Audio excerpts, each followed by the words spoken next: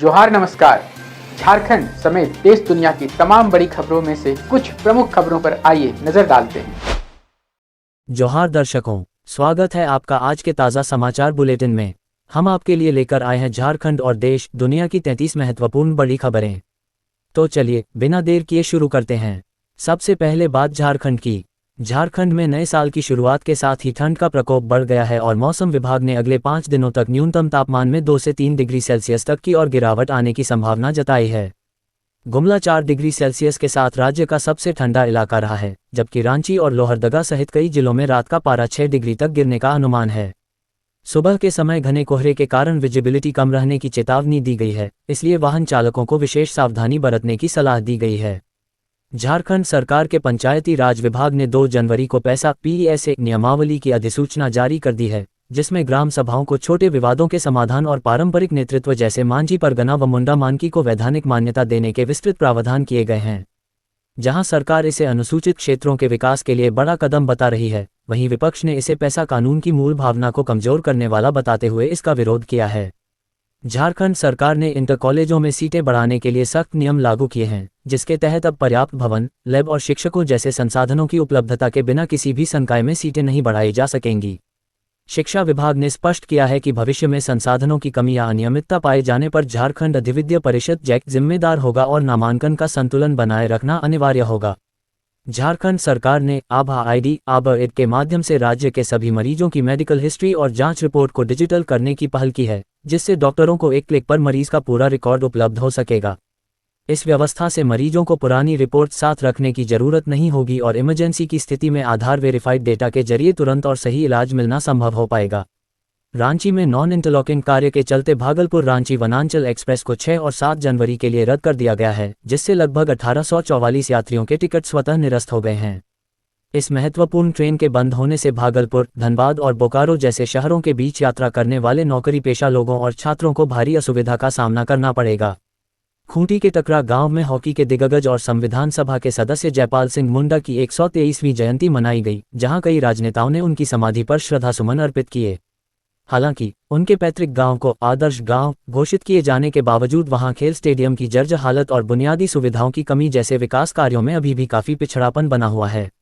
रांची में 1 से 31 जनवरी तक चलने वाले राष्ट्रीय सड़क सुरक्षा माह 2026 की शुरुआत सीख से सुरक्षा थीम के साथ हुई है, जिसे DC मंजुनाथ भजंत्री ने जागरूकता रथ को हरी झंडी दिखाकर रवाना किया। इस 1 महीने के अभियान के दौरान स्कूलों, कॉलेजों और बाजारों में विभिन्न कार्यक्रमों के जरिए लोगों को यातायात नियमों के प्रति जागरूक किया जाएगा, ताकि जिले में बढ़ती सड़क दुर्घटनाओं और मौतों के आंकड़ों में कमी लाई जा सके। झारखंड हाई कोर्ट के तत्वावधान में खेलगांव रांची में 2 दिवसीय सेकंड ऑल इंडिया जजेस बैडमिंटन टूर्नामेंट 2026 का भव्य शुभारंभ हुआ, जिसका उद्घाटन चीफ जस्टिस तरलोक सिंह चौहान ने किया। इस राष्ट्रीय प्रतियोगिता में देश के 9 उच्च न्यायालयों के 31 न्यायाधीश भाग ले रहे हैं, जिसका उद्देश्य खेल के माध्यम से न्यायिक पदाधिकारियों के बीच आपसी सौहार्द बढ़ाना और तनाव कम करना है। रांची स्थित मुख्यमंत्री आवासीय कार्यालय में शनिवार को वरिष्ठ पुलिस अधिकारियों के एक प्रतिनिधिमंडल ने मुख्यमंत्री हेमंत सोरेन से शिष्टाचार भेंट की। इस अवसर पर सभी अधिकारियों ने मुख्यमंत्री को नववर्ष 2026 की हार्दिक बधाई और शुभकामनाएं दी। मुख्यमंत्री ने भी अधिकारियों का अभिवादन स्वीकार करते हुए उन्हें नए साल की शुभकामनाएं दी और राज्य में शांति व सुरक्षा बनाए रखने के उनके प्रयासों की सराहना की। इस शिष्टाचार मुलाकात के दौरान मुख्यमंत्री ने पुलिस अधिकारियों को नई ऊर्जा और संकल्प के साथ जनता की सेवा करने तथा सुशासन सुनिश्चित करने का निर्देश दिया। कार्यक्रम में ADG Prashant Singh, IGA V Homkar और विभिन्न जिलों के पुलिस अधीक्षकों, SP समेत कई वरिष्ठ अधिकारी उपस्थित थे। मुख्यमंत्री आवासीय कार्यालय में शनिवार को कैबिनेट मंत्री चमरालिंदा, हाफिजुल हसन और मुख्य सचेतक मथुरा प्रसाद महतो ने मुख्यमंत्री हेमंत सोरेन से शिष्टाचार भेंट की। इस अवसर पर सभी नेताओं ने एक दूसरे को नववर्ष 2026 की हार्दिक बधाई और शुभकामनाएं दी। मुख्यमंत्री ने इस मुलाकात के दौरान समस्त राज्यवासियों के सुख, समृद्धि और निरंतर विकास की मंगल कामना की।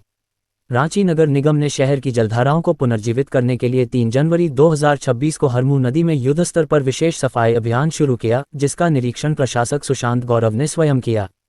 इस अभियान के तहत हरमू मुक्तिधाम से कडरू क्षेत्र तक 100 से अधिक सफाई मित्रों ने मशीनों की मदद से वर्षों से जमे प्लास्टिक, गाद और ठोस कचरे को हटाने का कार्य किया। रांची जिले में 6 से 10 जनवरी तक सभी 14 प्रखंडों और 4 प्राथमिक स्वास्थ्य केंद्रों में प्रखंड स्वास्थ्य मेला आयोजित किया जाएगा, जहां लोगों को जांच, परामर्श और दवाएं जैसी कई सुविधाएं एक ही स्थान पर मिलेंगी। राज्य सरकार की इस पहल का उद्देश्य मातृ शिशु स्वास्थ्य और विभिन्न रोगों के उपचार जैसी प्राथमिक सेवाओं को सीधे आम जनता तक निःशुल्क पहुंचाना है। झारखंड सरकार की फूलों झानो आशीर्वाद योजना गुमला जिले की ग्रामीण और आदिवासी महिलाओं के लिए वरदान साबित हो रही है, जिससे उन्हें 10,000 रुपये की शुरुआती वित्तीय सहायता देकर आत्मनिर्भर बनाया जा रहा है। इस योजना की मदद से हिरमित देवी और सुखनी देवी जैसी महिलाएं अब किराना दुकान, बकरी पालन और लाह उत्पादन जैसे व्यवसायों के जरिए 12,000 रुपये प्रति माह तक कमाकर अपने परिवार को आर्थिक मजबूती दे रही हैं। झारखंड में नगर निकाय चुनाव की अधिसूचना जनवरी के अंत तक जारी होने की संभावना है, जिसे 30 मार्च तक बैलेट पेपर के माध्यम से एक ही चरण में पूरा किया जाएगा। इस बार उम्मीदवारों को प्रचार के लिए कम समय मिलेगा और मतदान के बाद निर्वाचित वार्ड पार्षदों द्वारा ही मेयर और अध्यक्ष का चयन किया जाएगा। झारखंड प्रदेश कांग्रेस कमेटी केंद्र सरकार द्वारा मनरेगा कानून और उसके नाम में बदलाव के विरोध में 5 जनवरी से मनरेगा बचाओ संग्राम अभियान के तहत चरणबद्ध आंदोलन और पैदल मार्च शुरू करने जा रही है। कांग्रेस नेताओं का आरोप है कि केंद्र की नई नीति ग्रामीण अर्थव्यवस्था को कमजोर कर रही है और योजनाओं के चयन का अधिकार राज्यों से छीनकर पंचायतों में क्षेत्रीय असंतुलन पैदा कर रही है। रांची की हैवी इंजीनियरिंग कॉरपोरेशन HEC में वेतन संकट को लेकर संयुक्त मोर्चा ने निदेशक वित्त से मिलकर केवल 15 दिन के वेतन भुगतान का कड़ा विरोध किया है। कर्मचारियों का तर्क है कि आधा वेतन मिलते ही बैंकों द्वारा लोन की EMI काट ली जाती है, जिससे परिवार का भरण पोषण और बच्चों की शिक्षा जैसे बुनियादी कार्य ठप हो गए हैं। संयुक्त मोर्चा ने मांग की है कि NCL से प्राप्त फंड का उपयोग प्राथमिकता के आधार पर पूर्ण वेतन और बकाया CPF, BPF भुगतान के लिए किया जाए। इस मुद्दे पर भाजपा नेता विनय जायसवाल ने दिल्ली स्तर पर हस्तक्षेप का आश्वासन दिया है, जबकि कर्मचारियों ने मांगे पूरी न होने पर उग्र आंदोलन और कार्य बहिष्कार की चेतावनी दी है। रांची में नशे के बढ़ते कारोबार को रोकने के लिए पुलिस ने आम जनता से अवैध मादक पदार्थों की खरीद बिक्री की जानकारी साझा करने की अपील की है। पुलिस प्रशासन ने नागरिकों को भरोसा दिलाया है कि सूचना देने वाले व्यक्ति की पहचान पूरी तरह गोपनीय रखी जाएगी ताकि लोग बिना किसी डर के सहयोग कर सकें। इस अभियान को प्रभावी बनाने के लिए सिटी SP और विभिन्न क्षेत्रों के DSP के संपर्क नंबर जारी किए गए हैं, जिससे समाज को नशामुक्त करने में जनता की सीधी भागीदारी सुनिश्चित हो सके। रांची पुलिस ने बुढ़मू थाना क्षेत्र में हुए इबरार अंसारी हत्याकांड का 48 घंटों के भीतर खुलासा करते हुए मुख्य आरोपी समीर अंसारी सहित 4 लोगों को गिरफ्तार कर लिया है। पुलिस जांच में सामने आया कि 2.5 लाख रुपये के उधारी विवाद और दबाव से परेशान होकर समीर ने अपने साथियों के साथ मिलकर हत्या की साजिश रची थी, जिसके बाद पुलिस ने आरोपियों की निशानदेही पर पिस्तौल, कट्टा और कारतूस भी बरामद किए हैं। रामगढ़ के पतरातू में ओवरब्रिज निर्माण कार्यालय पर शनिवार को हुई गोलीबारी के बाद आज़ाद सरकार राहुल सिंह गैंग ने इसकी जिम्मेदारी लेते हुए ठेकेदारों और कारोबारियों को धमकी भरा पत्र जारी किया है।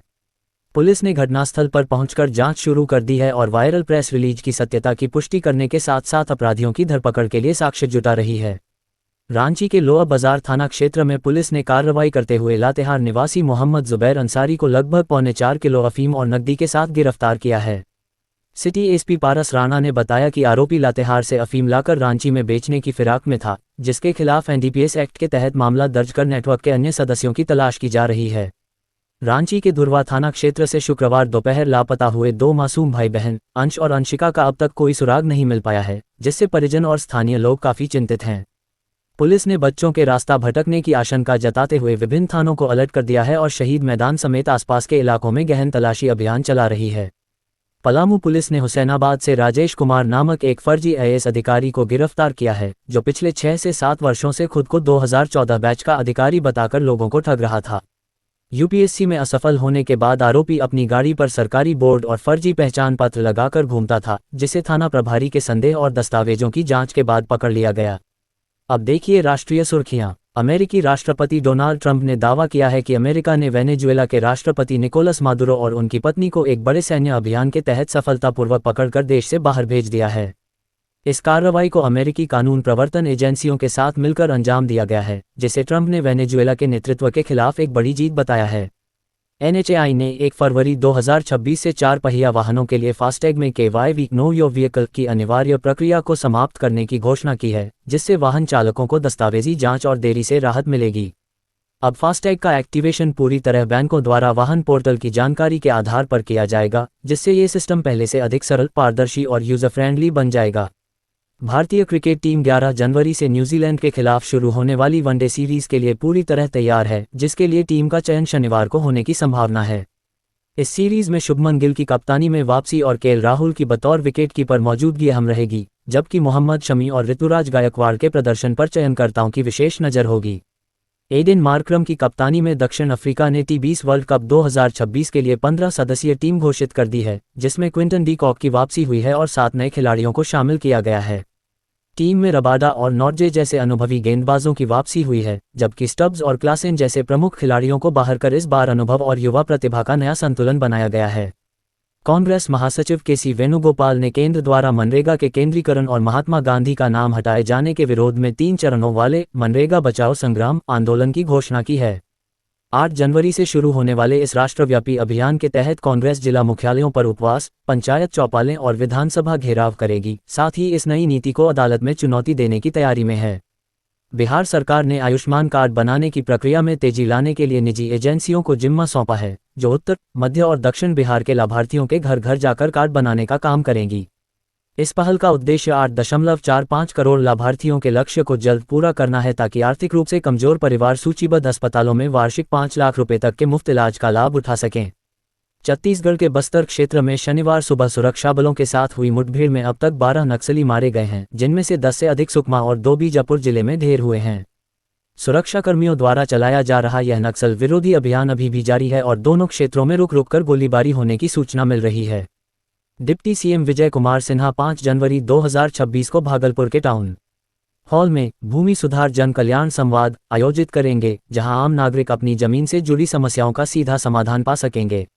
इस अभियान का मुख्य उद्देश्य दाखिल खारिज और ई-मापी जैसी सेवाओं को पारदर्शी बनाना है, जिसके लिए सुबह जनता की शिकायतों की सुनवाई होगी और दोपहर बाद विभागीय अधिकारियों के साथ समीक्षा बैठक की जाएगी।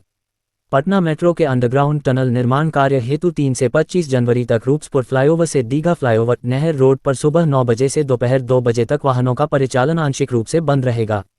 इस दौरान बिजली लाइनों की शिफ्टिंग का काम किया जाएगा, जिसके लिए यातायात पुलिस ने गोला रोड और आशियाना दीघा रोड जैसे वैकल्पिक मार्गों का उपयोग करने की सलाह दी है। मुजफ्फरपुर में निगरानी अन्वेषण ब्यूरो ने जिला कृषि पदाधिकारी सुधीर कुमार को उनके आवास से 19,000 रुपये की रिश्वत लेते हुए रंगे हाथों गिरफ्तार किया है। आरोपी अधिकारी ने एक संविदा कर्मी से सेवा विस्तार के बदले कुल 2 लाख रुपये की मांग की थी, जिसकी शिकायत के बाद निगरानी टीम ने जाल बिछाकर यह कार्रवाई की और उन्हें हिरासत में लेकर पटना रवाना हो गई। विजय हजारे ट्रॉफी में बड़ौदा की ओर से खेलते हुए हार्दिक पांड्या ने विदर्भ के खिलाफ मात्र 92 गेंदों में 133 रनों की विस्फोटक शतकीय पारी खेली, जिसमें 11 छक्के और 8 चौके शामिल रहे। इस शानदार प्रदर्शन के दौरान हार्दिक ने एक ही ओवर में 5 छक्के जड़कर बड़ौदा को 293 रनों के मजबूत स्कोर तक पहुंचाया, जिसे न्यूजीलैंड सीरीज से पहले उनकी फॉर्म के लिए एक बेहतरीन संकेत माना जा रहा है। ये थी आज की 33 बड़ी खबरें। अगर आप ऐसे ही अपडेट्स पाना चाहते हैं तो हमारे YouTube चैनल को सब्सक्राइब करें, Facebook पेज को लाइक करें और इस वीडियो को लाइक एवं शेयर जरूर करें। फिर मिलेंगे अगले बुलेटिन में, तब तक के लिए जोहार और नमस्ते। तो कैसी लगी आपको हमारी ये खबर, ये हमें कमेंट बॉक्स में लिखकर ज़रूर से बताएं और ऐसे ही नवीनतम ताज़ा अपडेट्स, खास खबरों से रूबरू बने रहने के लिए बने रहें हमारे संग। कैमरा के पीछे से मेरा सहयोग कर रहे अजय महतो, आनंद चौहान, साथ मैं यजत पिंटू रांची।